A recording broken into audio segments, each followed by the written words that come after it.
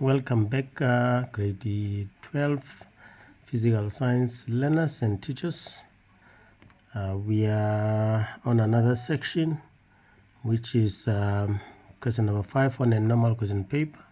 But let's get a background of this section, which involves the reaction rates and normally the extent of the reaction.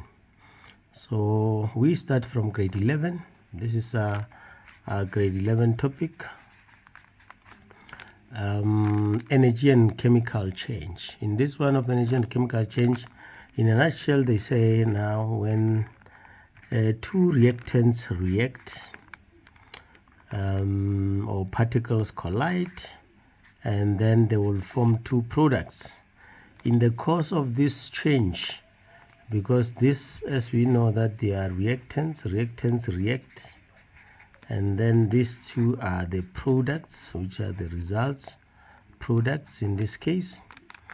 Now when these two reactants react producing the two products, there will be a change in energy in such a way that first option can be when A react with B can produce C and D plus energy. Energy can be produced by this, means that when the reaction takes taking place, then the energy can increase. Now the second option might be in this case when A react with B, for them to form C and D they require energy, and then to form C and D. Fine, therefore mean that now these are the two where now the chemical change can occur. When the chemical change occurs, this can happen. Now the reaction whereby energy is produced, in grade 11 we learned that this is exothermic reaction out of thermal energy. Now an exothermic reaction, it means that now because energy is produced, then we'll be talking about the so-called delta H. Delta H is less than 0. You learn more about this in grade 11. And again, or you might find that delta H is negative as well, minus 192, maybe kilojoules per mole in this case. Fine.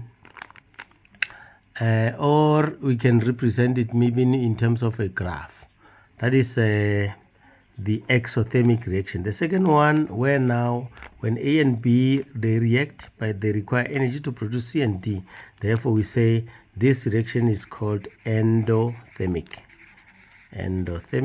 reaction. In an endothermic reaction, we say delta H is positive, greater than 0, or literally can be less than can be greater than 0.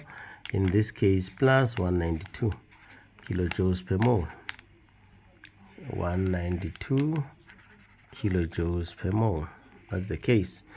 Hopefully you still remember this from grade 11. I'm just recapping on what we have learned in the previous grade. Again, in grade 11 you learned that if you take an hypothetical reaction and then draw a graph, we can have two types of graphs whereby the energy of the products is greater than the energy of the reactants, or whereby the energy of the reactants is smaller than the energy of the products. These are the two types of reactions. Need to know them. Now if these are reactants and then these ones are products, reactants, products. Now if we start at 100 but we finish somewhere around 50, and that now we have lost, in this case, our delta H will be now negative, in this case 50. How do you get negative 50? Okay, this is reaction coordinate, and then this is normally the potential energy. Now how do you get delta H? Delta H is normally the so-called heat of reaction. You call it heat of reaction. heat of reaction, or those who know this chemistry, they can talk about enthalpy change. Enthalpy change is fine. So it's the difference between energy of the products minus the energy of the reactants. That's how you get the delta H. So if its final is 50, initial is 10, it's 100, therefore 50 minus 100 will be minus 50. That's why this one. Now, this is delta H. I mean that for the second one, it means that now, let's say I started 30 and then finish somewhere around 120. Therefore, my delta H will be the difference between the energy of the products and the reactants, then which will be now delta H. According to this one, will be the same as now positive 90. Positive 90. No problem. Now, the activation energy, very important. Activation energy will be this. Normally, it should be activation energy of the forward direction, whereas this one as well is the activation energy of the forward direction. Yeah, fine. Activation energy of the forward, and then from here to here becomes the activation energy of the reverse. Activation energy of the reverse. If I'm starting from the products going to the reactants, that's the reverse reaction.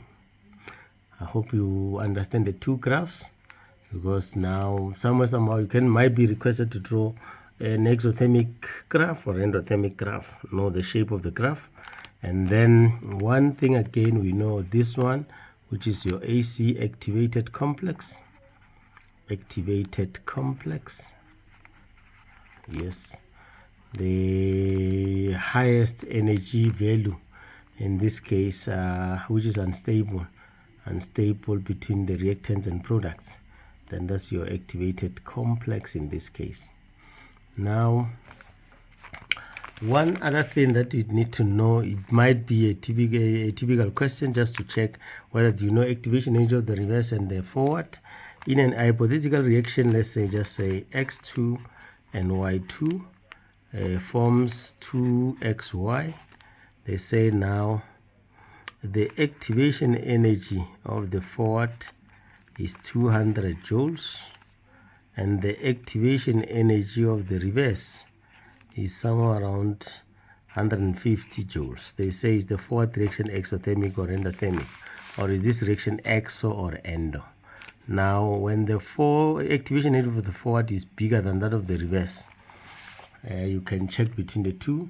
Activation energy of the forward here is smaller than the reverse.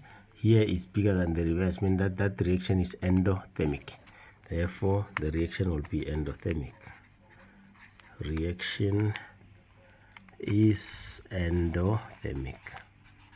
That's how you can use this one, the activation energy, to conclude on a particular reaction.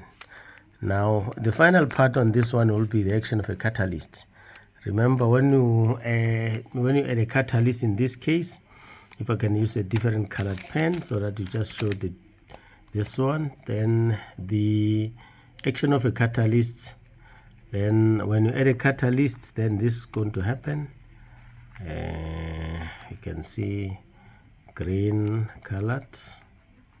This will be the case. Now, what does the catalyst do? Catalyst normally creates an alternative path with lower activation energy. That's the catalyst.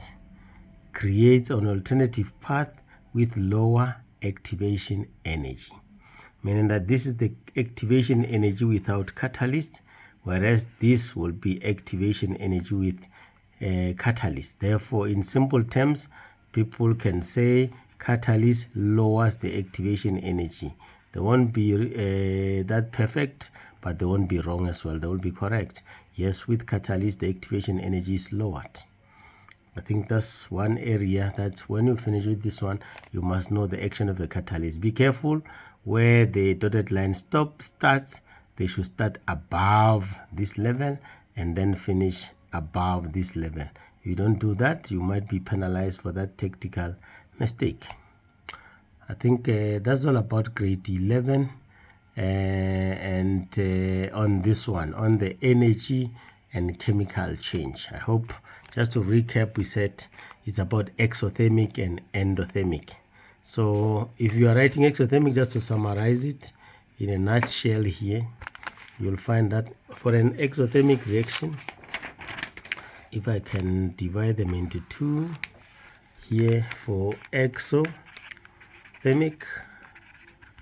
and then endothermic. We said exothermic, delta H. In this case, delta H is less than 0, or delta H is negative 192 kilojoules per mole. If it's a reaction, if it's a sulfur dioxide plus oxygen forming sulfur trioxide, if it's exothermic, then I will be having plus energy this side. Or if it's exothermic, it can be written in this way: sulfur dioxide forming sulfur, this one, and then delta H negative in this case, or again writing it delta H, this one. So that's the case. And the activation energy, remember, of the forward reaction is less than the activation energy of the reverse. So that is in this case. Endothermic, the exothermic graph, remember, if you draw it, you will know that now the energy of the reactants is higher than the energy of the products. That's when you draw the potential energy curve. Endothermic, again on the same breath, delta H is positive, yes, or delta H in this case can be a real value of maybe 200 kilojoules, no problem. If I write sulfur trioxide decomposing to form sulfur dioxide plus oxygen, then I might add energy. Energy is added this side, energy will be added this side, then, or 2 sulfur dioxide forms 2 sulfur dioxide plus oxygen, delta H now positive. So that's how it should be graphically. Then remember, energy of the reactants is lower than that of the products. So that's the case. These are reactants, products, that's the case. So therefore, the activation energy of the forward is greater than the activation energy of the reverse. That is in an endothermic reaction. Hopefully this summary takes you at least abreast with the grade 11 knowledge of reaction rates. Let's move on and then talk about the rate of reaction in the next session. Thanks.